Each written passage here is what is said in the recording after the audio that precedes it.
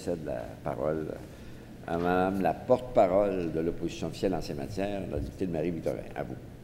Oui, merci beaucoup, Monsieur le Président. Je suis très heureuse d'être là aujourd'hui pour débattre du principe du projet de loi 134, un projet de loi qui était attendu depuis de nombreuses années pour renforcer la loi de la protection des consommateurs en matière de crédit. Donc, en ce sens-là, je tiens à remercier les groupes qui sont venus en commission parlementaire pour nous partager leurs préoccupations, leurs attentes envers le projet de loi 134. Remercier bien évidemment mes collègues, Madame la ministre, évidemment, mon collègue aussi député de Johnson pour la contribution à l'étude en commission parlementaire. Il faut dire que le Québec, on a toujours été innovant en matière de protection des consommateurs depuis les années 70, mais comme la ministre l'a bien dit, depuis les années 70, le contexte a énormément changé. Il y a beaucoup de nouvelles technologies qui sont maintenant sur le marché et qui changent la manière dont on peut traiter tout ce qui concerne le crédit. Évidemment, ce n'est pas la première fois qu'on discute d'un projet de loi qui vise à resserrer la loi de protection des consommateurs en matière de crédit ici à l'Assemblée nationale. En 2011, il y avait bien sûr eu le projet de loi numéro 24.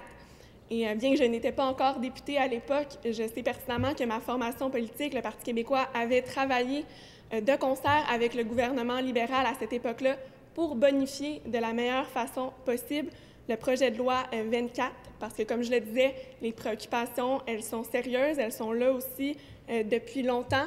Alors, évidemment que nous étions très heureux de voir au printemps dernier la ministre de la Justice, à ce moment-là, déposer le projet de loi 134, et tout aussi heureux de voir que cet automne, nous sommes rapidement allés de l'avant. Et en ce sens-là, moi, j'offre et je continue d'offrir aussi toute ma collaboration à la ministre pour le projet de loi. Parce qu'on ne se cachera pas que la situation de l'endettement au Québec, elle est extrêmement préoccupante. Et en ce sens-là, j'aimerais faire un certain rappel aux parlementaires. Donc, selon le dernier rapport d'Equifax, la dette moyenne des Québécois à la consommation au deuxième trimestre de 2017 se chiffrait à 18 907 $ en excluant les hypothèques. Alors, c'est très important. Il y a même plus du tiers des Québécois, des travailleurs québécois, qui vivent d'une paye à l'autre. Alors ça, ce n'est pas négligeable. Un Québécois sur 3 qui attend son prochain chèque de paye, donc pour simplement régler ses dépenses courantes du mois. On constate aussi une hausse fulgurante du nombre de cas d'insolvabilité. Je rappelle qu'en 1987, il y en avait eu 10 579 et qu'en 2015, il y en a eu 43 701. Alors, c'est une hausse qui est extrêmement importante. Et on note également que la principale cause de l'insolvabilité est due à l'utilisation du crédit excessif, à la hauteur de 29 %. Alors ça, ce sont des données qui sont préoccupantes.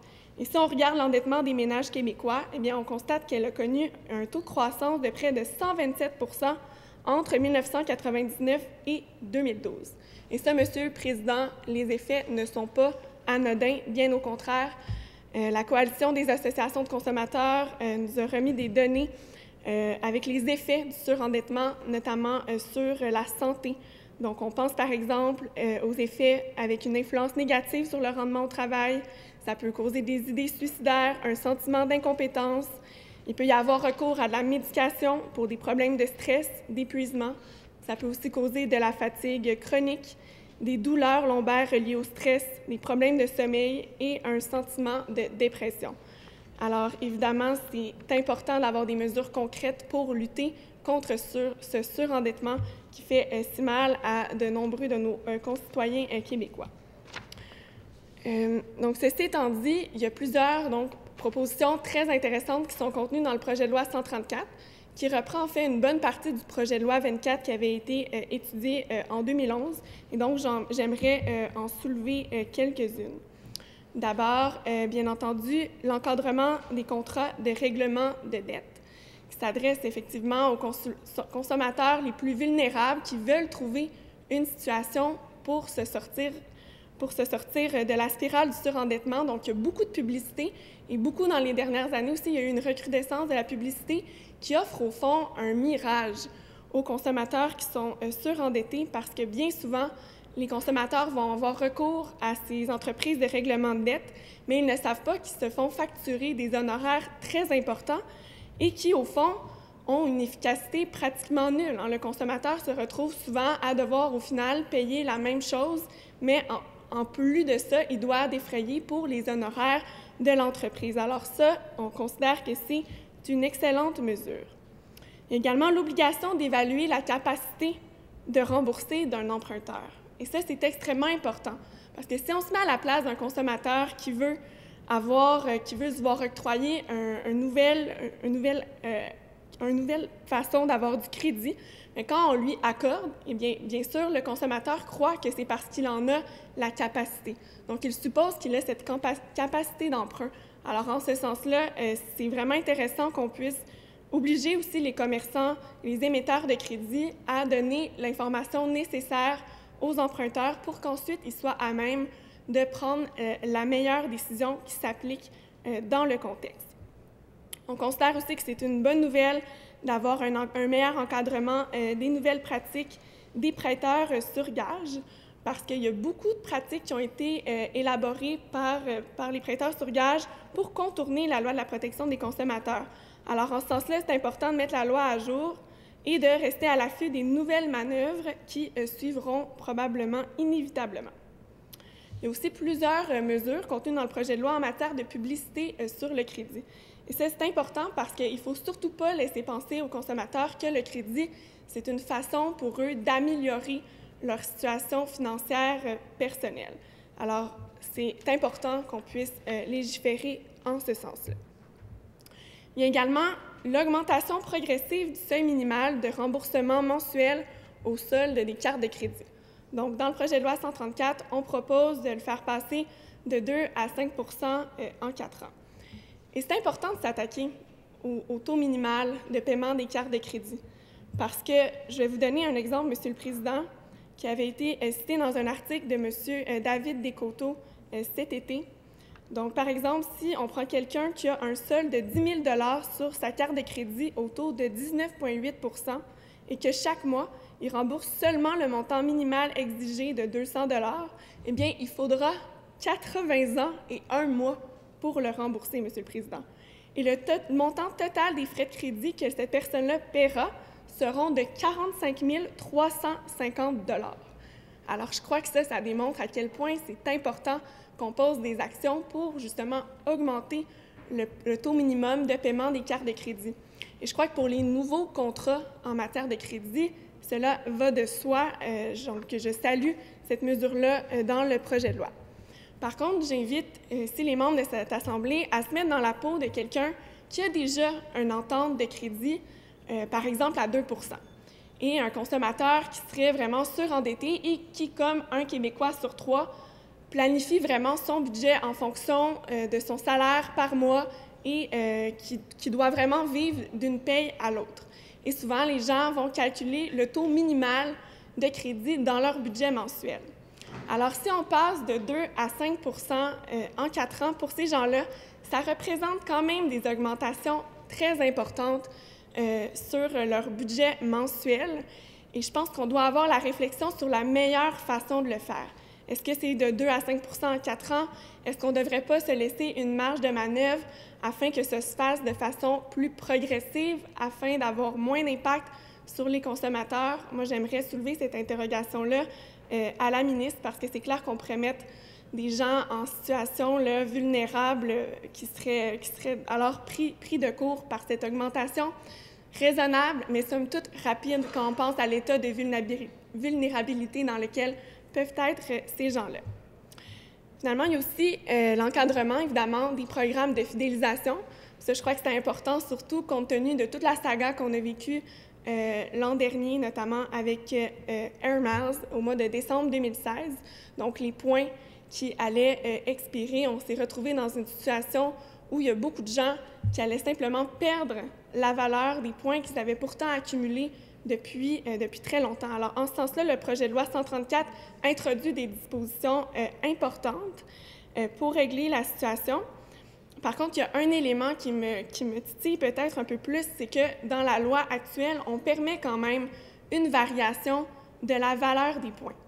Et moi, Monsieur le Président, j'avais reçu un cas dans ma circonscription il y a à peu près 2 ou 3 semaines. Une dame qui m'a écrit à mon bureau dans Marie-Victorin pour me parler de sa problématique particulière avec le programme de récompense Air Miles. Donc, elle m'a écrit qu'il y a plusieurs années qu'ils contribuaient donc au programme de récompense et qu'ils avaient dès lors accumulé plus de 30 000 points. Alors, elle rappelait qu'ils ont presque vu ces points-là expirer l'année dernière lorsque la compagnie a changé sa politique.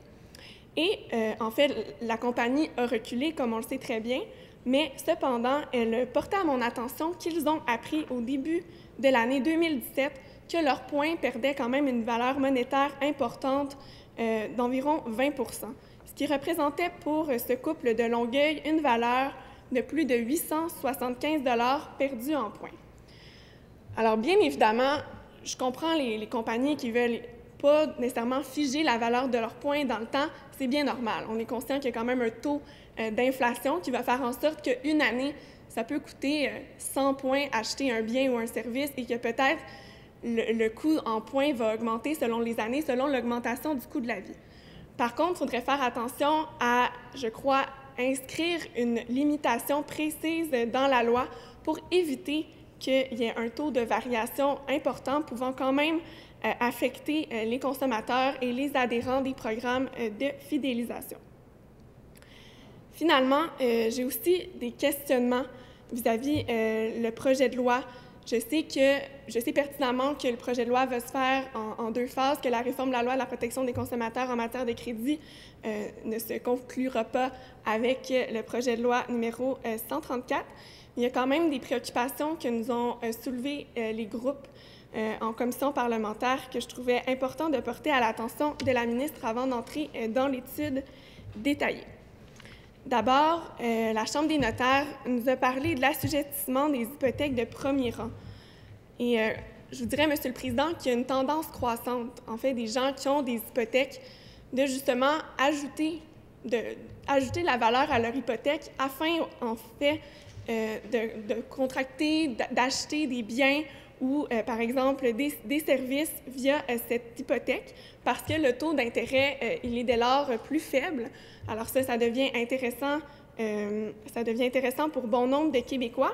Par contre, les consommateurs ne savent pas nécessairement qu'ils ne bénéficient pas des protections de la loi sur la loi de la protection des consommateurs lorsqu'ils utilisent ces hypothèques de premier rang pour, au fond, obtenir du crédit pour d'autres biens que la propriété. Alors ça, c'est une préoccupation qui, je pense, est importante, vu le nombre de personnes qui ont recours à ces hypothèques de premier rang, comme nous l'a bien exposé la Chambre des notaires. Finalement, il y a aussi, moi, quelque chose qui m'interpelle particulièrement, qui est la sollicitation sur les campus universitaires et les cégeps. Il faut dire que cette disposition-là avait été largement discutée lors de l'étude du projet de loi numéro 24. Le Parti québécois avait porté cet enjeu à l'attention du gouvernement à l'époque, alors il me semblait très important de le porter à nouveau à la ministre, compte tenu qu'on ne retrouve pas cette disposition-là dans le projet de loi 134. On s'étonne, on ne comprend pas non plus, étant donné qu'on en avait âprement débattu à cette époque-là. Et tous les groupes, ou presque entendus en commission parlementaire, nous l'ont d'ailleurs souligné. Parce que je sais qu'on veut s'adresser aux problématiques des consommateurs vulnérables dans le présent projet de loi 134. Mais, Monsieur le Président, j'aimerais quand même rappeler que je crois que les étudiants dans les cégeps et les universités, à mon sens, font partie du groupe des consommateurs vulnérables parce qu'il y a une faible littératie financière et il est bien certain qu'en matière de première expérience de crédit, quand on présente le crédit comme étant quelque chose d'alléchant, par exemple lors des fêtes de rentrée scolaire, eh bien pour moi, c'est problématique. Parce que si on se met dans la peau d'un cégepien qui débarque souvent, il n'est même pas majeur, donc à 17 ans, dans les murs de son établissement scolaire et qui retrouve, au fond, la présence d'institutions financières qui sont là pour l'encourager à contracter du crédit, pour moi, ça m'apparaît problématique. Qu'on aille vraiment cibler des jeunes qui pourraient être tentés et par un faible niveau de connaissances financières d'adhérer à un programme.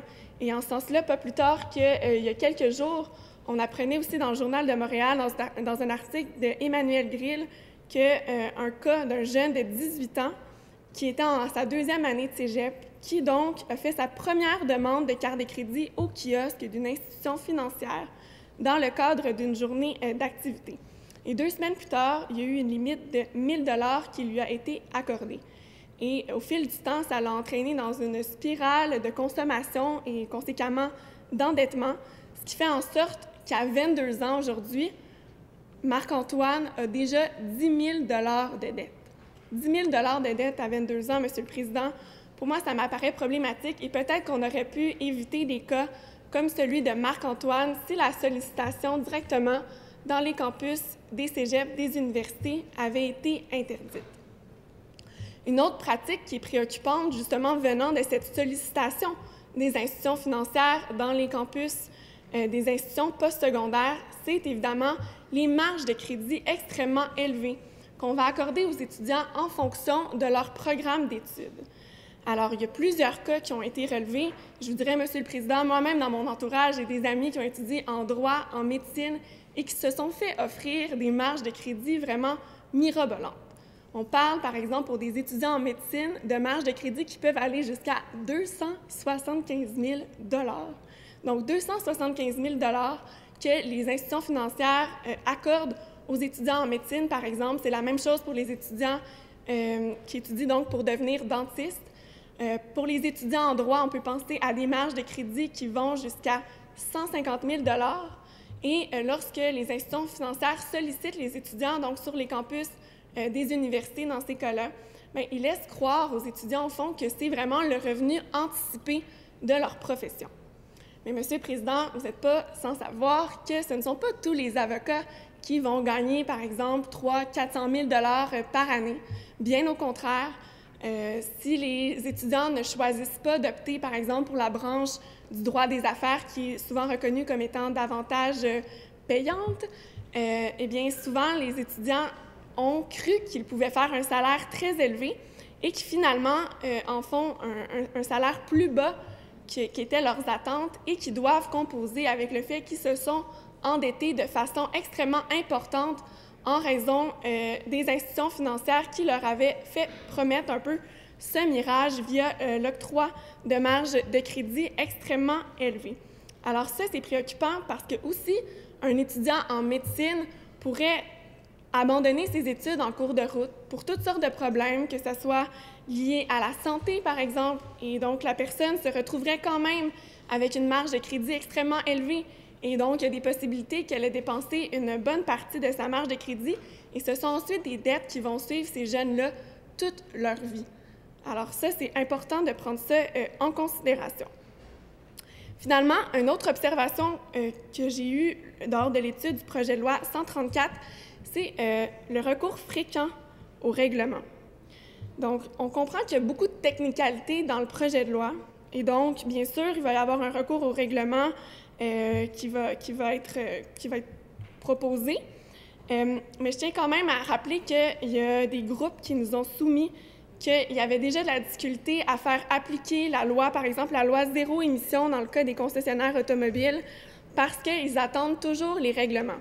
Et, Monsieur le Président, vous conviendrez qu'en cette Chambre, aujourd'hui, nous avons d'ailleurs parlé beaucoup de règlements, notamment en ce qui concerne le projet de loi 62. Donc, c'est pour ça que je crois que c'est important de préciser le plus possible l'intention du législateur directement dans la loi, de façon générale, et de moins s'en remettre au règlement. Je pense que ça, c'est une pensée générale qu'il faudra garder en tête, parce que ça soulève la crainte générale aussi de détournement et que c'est aux parlementaires, au fond, de légiférer. Finalement, ma dernière préoccupation sera, bien sûr, de faire respecter l'intégrité de la loi de la protection des consommateurs par le fédéral. On sait qu'il y a plusieurs groupes, notamment le mouvement Desjardins, qui ont émis cette préoccupation-là, et je crois que ça mérite évidemment la réflexion. Donc, en terminant, je souhaite que la ministre ait pris en considération les éléments que j'ai portés à son attention, mais je veux réitérer que je lui offre toute notre collaboration au projet de loi. Nous sommes évidemment favorables au principe du projet de loi 134 et nous souhaitons travailler avec la ministre pour l'améliorer au bénéfice de tous les consommateurs du Québec. Merci. Alors, je vous remercie, Madame la députée. Merci de votre intervention sur le principe du projet de loi.